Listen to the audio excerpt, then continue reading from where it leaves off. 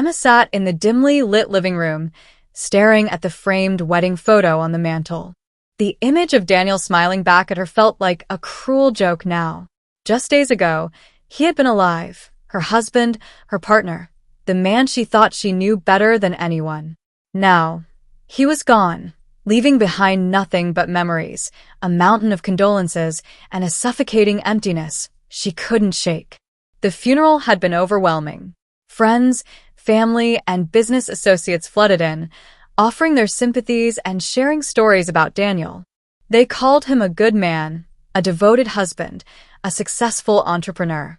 They spoke of his generosity, his unwavering loyalty. Every word stung.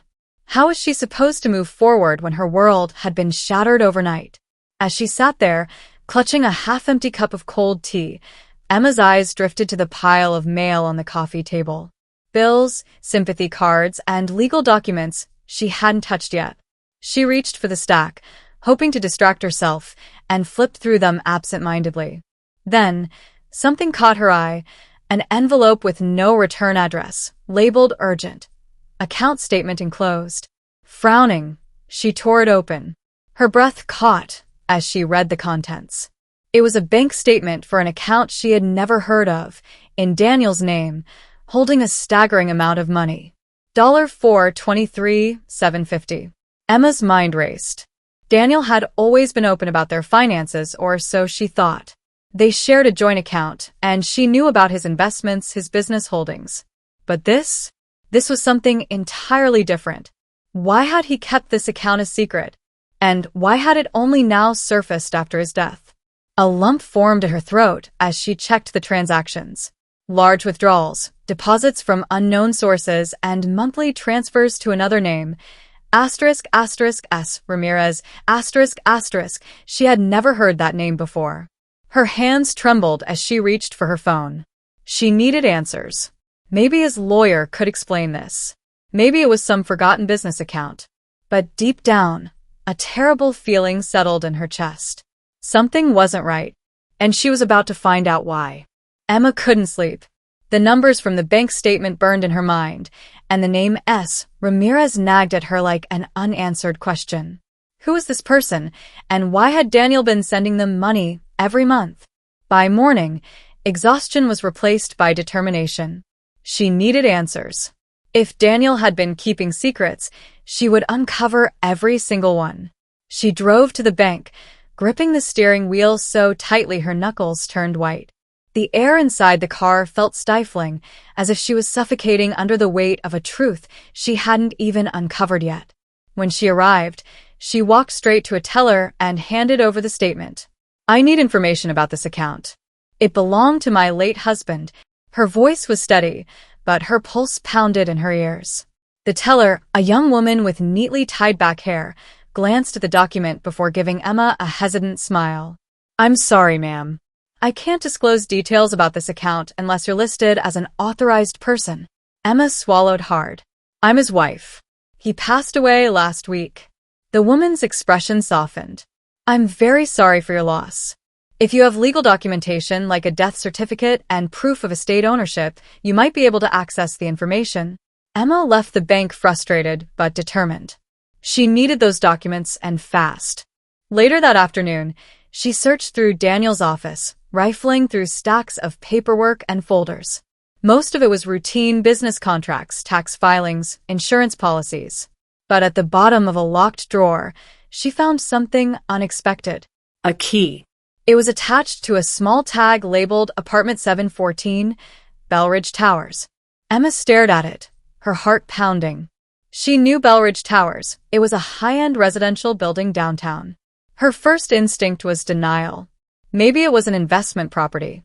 Maybe Daniel had bought it and forgotten to mention it. But deep down, a voice whispered. He hid a bank account. What else did he hide?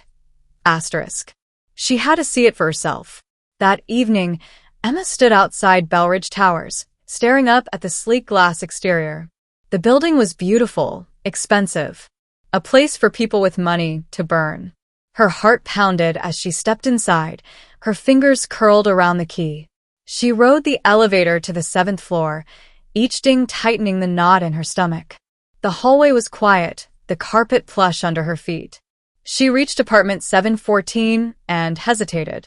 Then, taking a deep breath, she slid the key into the lock and turned it. The door opened. The first thing she noticed was the scent, a faint mix of vanilla and fresh linen, not the cologne Daniel used. The second thing was the shoes by the entrance. Women's shoes, and next to them, a pair of tiny sneakers. A child's sneakers. Emma's breath hitched. Her stomach churned as she stepped inside, her eyes darting around the apartment. It was fully furnished, cozy yet modern. There were framed photographs on the walls. She stepped closer. Her hands trembled as she picked up one of the photos. It was Daniel, smiling, his arm wrapped around a woman she had never seen before. And in front of them, a little boy with dark hair and familiar blue eyes. Daniel's eyes. Emma's fingers went numb, and the photo slipped from her grasp, the glass shattering as it hit the floor. Her husband hadn't just kept a secret bank account. He had a second family. Emma staggered back, her breath coming in sharp, shallow gasps. The room spun as she tried to make sense of what she was seeing. The smiling woman in the photo. The little boy who had Daniel's eyes. The cozy apartment that felt so lived in, so full of love. Her husband, the man she had shared her life with for over a decade, had another family. A sharp pain twisted in her chest, a mix of betrayal, rage, and utter devastation. How long had this been going on? How could he have looked her in the eyes every day, come home to her every night, kissed her, and told her he loved her, while also doing the same with them? Her hands trembled as she clutched the back of a chair for support. She needed to get out of here. To breathe. To think. But just as she turned toward the door, she heard the metallic jingle of keys outside. Panic flared in her chest. Someone was coming. The lock turned, and the door swung open. A woman stepped inside, holding a grocery bag in one hand and a purse in the other. She was in her early 30s, with dark brown hair tied into a loose bun. Her face was familiar, not because Emma had ever met her, but because she had just seen her in the photograph. The woman froze mid-step, her expression shifting from confusion to shock as she locked eyes with Emma. "Who are you?" the woman asked, her voice laced with suspicion. Emma couldn't find her voice. She could only stare, still gripping the chair, as if letting go would send her crumbling to the floor. The woman's eyes flicked toward the shattered frame on the floor, then back to Emma. Her face paled. "Oh my God," she whispered. "You're her, aren't you?" Emma finally forced words out of her dry throat. "Who are you?" The woman set the grocery bag down slowly, as if afraid any sudden movement would make the situation explode. "My name is Sofia Ramirez." Emma's stomach dropped. Ramirez, the name from the bank statements. Her fingers curled into fists. "You've been receiving money from my husband." Her voice trembled with restrained emotion. "Daniel." Sofia took a shaky breath. "Yes." Emma's knees almost buckled. She braced herself against the chair, inhaling sharply. "How long?" she demanded. "How long has this been going on?" Sofia hesitated. Then, barely above a whisper, she said, ***7 years, ***. The words hit Emma like a punch to the gut. 7 years. That meant Daniel had been living this lie for nearly half their marriage. Emma let out a bitter laugh, one that sounded more like a sob. 7 years, she repeated, shaking her head. "And you had no idea he was married?" Sofia's eyes brimmed with tears. "No. He told me you died." Emma went still. The room was silent except for the distant hum of the refrigerator. "What?" she whispered. Sofia swallowed hard, guilt etched across her face. "He told me you passed away years ago, that you had been sick for a long time. I never questioned it. I believed him." She wiped at her cheek. "I never wanted to take anyone's husband. I thought he was a widow." Emma wanted to scream, to break something, to cry until she couldn't breathe. But she couldn't move. She just stood there, cold, numb, and empty. Then, another voice cut through the tension. "Mommy?" Both women turned toward the hallway. A small boy stood there, rubbing his eyes, his dark hair slightly tousled from sleep. His voice was groggy, innocent.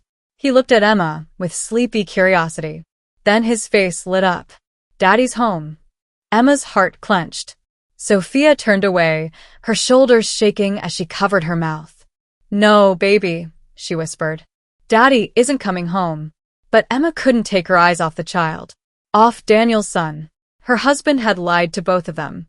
He had built two separate lives, keeping one in the shadows while telling another a tragic lie. He had stolen her life to build this one. And now, she had to decide what to do next.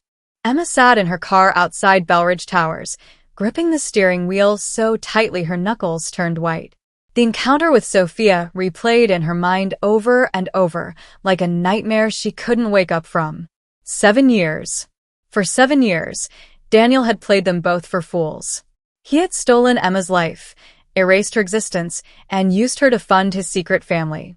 And now, even in death, he had left behind a mess of lies for her to clean up. But she wasn't going to let him win. The next morning, she met with her lawyer, Tom Hendricks, an old friend of her father's. He listened intently as she recounted everything. Asterisk, asterisk, the hidden bank account, the secret apartment, the second family, the fraudulent will, asterisk, asterisk. When she finished, Tom let out a slow breath. "Emma, I won't lie to you. This is bad. If Daniel altered his will to benefit Sophia and her son, you could be left with almost nothing." Emma's stomach churned. "I refuse to accept that." Tom gave her a knowing look. "Then we fight." For the next few weeks, Emma dug into every aspect of Daniel's deception. She hired a private investigator to uncover financial records, real estate transactions, and hidden assets. What she found made her blood boil. Daniel hadn't just kept one secret account. He had several, each funneling money to different investments, some in Sophia's name, others under shell companies. Worse, he had been transferring funds out of their shared accounts for years, siphoning money from their marital assets without her knowledge. But then came the final blow. The investigator found evidence of fraud. Daniel had forged Emma's signature on legal documents to transfer properties to Sophia, ensuring that his second family would be financially secure. Emma sat in stunned silence as she processed the information. Then, rage took over. Daniel had stolen from her, lied to her, left her with nothing while setting up a perfect life for his mistress and child. But he had made a fatal mistake. Asterisk, asterisk, underestimating her, asterisk, asterisk. With the evidence in hand, Emma and Tom challenged the will in court, arguing that Daniel's fraudulent financial moves invalidated the document. The legal battle was brutal, but Emma refused to back down. Then, as if fate wanted to give her one final gift, the investigator uncovered something shocking. Asterisk, asterisk, Daniel's company had no idea about Sophia and the secret money transfers, asterisk, asterisk. Emma met with the board of directors, presenting her evidence. They were horrified. Daniel had been embezzling company funds to maintain his double life. The board immediately distanced themselves from his estate, freezing any shares Sophia was meant to inherit. That left Sophia with nothing. When Emma met her one final time, she saw the panic in the other woman's eyes. "I had no idea he was doing any of this," Sophia pleaded.